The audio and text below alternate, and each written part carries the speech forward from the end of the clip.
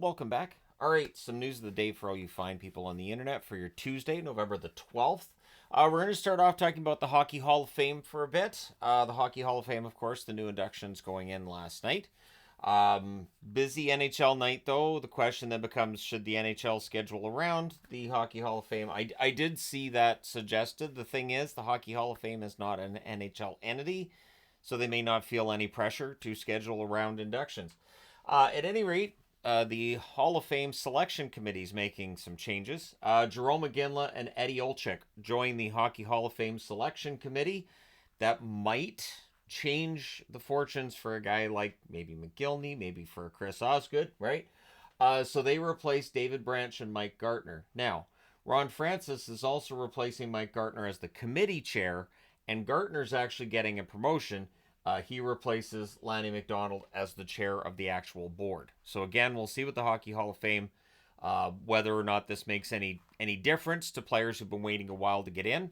Roenick getting in last night. Roenick had waited for a while, but there are plenty of other players who are still waiting as well to get in. And the 2025 class looks pretty stacked already, even though we haven't got there yet. But yeah, so we'll see if this does make any change. Again, there are definitely some players who haven't got in that is baffling, to me anyways, that they haven't got in. But let me know your thoughts on that. Logan Stanley dealing with a mid-body injury, so from here to just below the waist, I guess. I don't know. He's out for at least the upcoming 3-game road trip, according to Coach Arneal. For Logan Stanley, I think he's had an okay start to the season. I know there's people who really don't like his game, which is fine, but I think on a third pairing, I don't think he hurts you. And again, that's definitely something that we could have a debate on at some point, but this is definitely something we see with Stanley a lot. Feels like he gets injured often. With the style of game that he plays, it makes some sense that would be the case. So he'll miss the upcoming 3-game road trip, which is not easy. The next 9 games are huge for Winnipeg, so we'll have an idea of where they stand amongst the contending teams in the NHL when this stretch of games are done. Patrick Laine. So very slow but steady progression towards a return for Laine. He skated on his own today. It's the second time in 4 days that he has done that.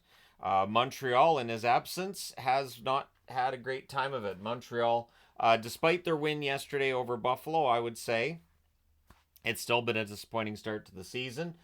There's been rumors about them being in the market for some players.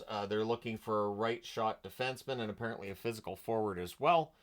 The article I was reading brought up like a Trent Frederick type, although understanding that Trent Frederick is on Boston, a division rival, but that kind of player might be what they're looking for in Montreal to just, help out and shore things up a little bit. Now, in waiver news, the Winnipeg Jets have reclaimed Kaapo Kahkonen. Now, if they're the only team that put in a claim, then they can send him straight down to the Manitoba Moose. My guess is that Winnipeg was the only one making the claim since they're first in the league, and I believe we're far enough into the season that we're just that's how the list is when it comes to the waiver wire. Whichever team is lowest in the standings gets the players. So Kahkonen being in Winnipeg means they're probably the only team that put in a claim on him. So he gets to play 1 game in Colorado, goes back to Winnipeg, and we'll see what the Jets do with him. I haven't seen that he's been sent to the AHL yet, but my guess is that that's what's going to happen. The Anaheim Ducks waived James Reimer. We saw this coming once John Gibson was good to come back, and Gibson was great in his first game back. So yeah, they do not need Reimer at this point. And so we'll see if Detroit reclaims Reimer and tries to send him down to Grand Rapids or what happens there, or if he clears and if Anaheim sends him down to San Diego. Riley Stillman, who has been injured, I believe, right since the start of the season. He's been waived by Carolina, so that would mean that he's healthy, good to play, and they're going to send him down to Chicago to get some games. Riley Stillman's just pure depth on the blue line. He's bounced around the league a bit, and so he will get a chance to go down and play for the Wolves and get his game together, and he may end up getting a call-up at some point for Carolina, but I'd be very surprised if he gets claimed on waivers.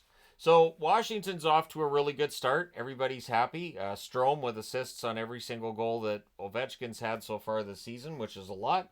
And P.L. Dubois crediting the success they've had to the team's resilience and the fact that everybody's having fun, everything's going well. And it is true that once things start rolling in the right direction, everybody's, loose and they're happy and they're contented and all that. It does tend to help keep that good time rolling.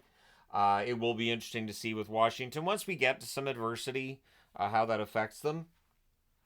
But they've been very strong so far this season. I don't see any reason why they're going to fall back. But by all means, let me know in the comment section below if you think that they will. So, Ottawa news to discuss. So, David Perron, no timeline for his return. And a story that I feel like hasn't been covered as much in hockey as you would think it might be, is that he left the team to be with his wife, who was having a very difficult pregnancy.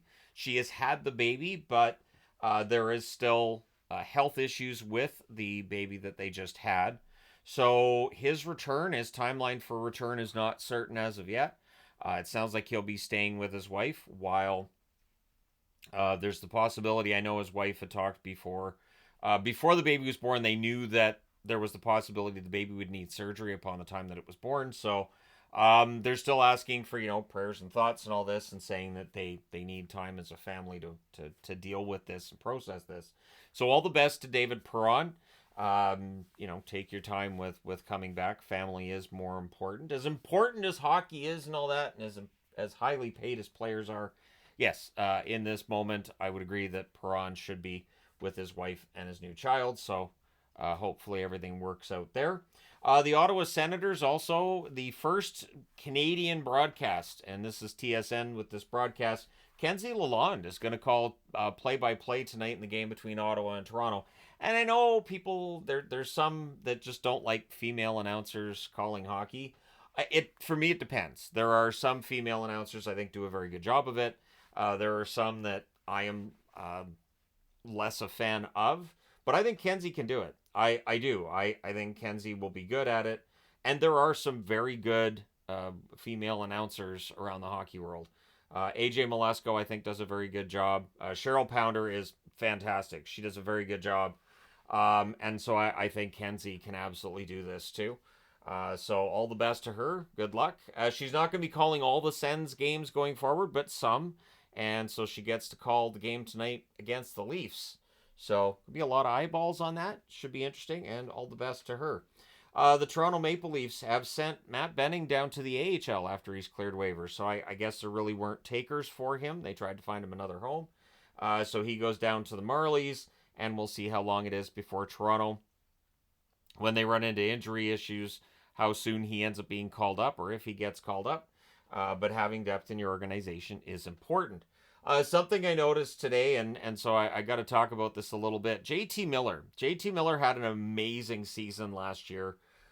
It is odd to watch JT Miller's career and look at the point totals and how they fluctuated wildly during his time in Vancouver, and how they don't resemble the numbers he had anywhere else before arriving in Vancouver. So 2021, 2022, he played 80 games, he had 99 points. The following season, plays 81 games, had 82 points, which I thought that's probably right around where JT Miller's number should be. And then last year, he exploded again, 81 games, 103 points. So far this season, 13 games and 11 points. And before the season started, he said he wanted to be a better two-way forward, even though he knew that meant he'd probably score less. So when I see an article that, talks about his scoring, I think we need to realize that 103 points last year, that's very likely to be a career year. He's 31 years of age. So the odds of him getting back to that 103-point mark, he could do it, but I don't think that's the kind of point total you can pencil him in for going forward. I think it was just a great year for him, and everything went his way. Now, Lekkerimaki debuts tonight for the Vancouver Canucks against Calgary. Lekkerimaki absolutely has an NHL level shot. I do wonder defensively if he's going to be the type of player that Tocchet's happy with or not happy with. We'll see. But again, I don't put any of the fact that the Canucks are not as good this year as they were last year. I don't put that at the feet of JT Miller. I think that really for Vancouver, and I understand a lot of people are going to blame Pettersson, and I will agree that from an offensive perspective, they need more out of him. And it was just some guys got off to ridiculous starts, and then they maintained a lot of that throughout the season. and it is difficult to do that in back-to-back years. So let me know your thoughts in the comment section below, as always. Don't forget to hit like and subscribe in the event you may not have done so already. Thank you guys so much for all your support. I will talk to you again soon.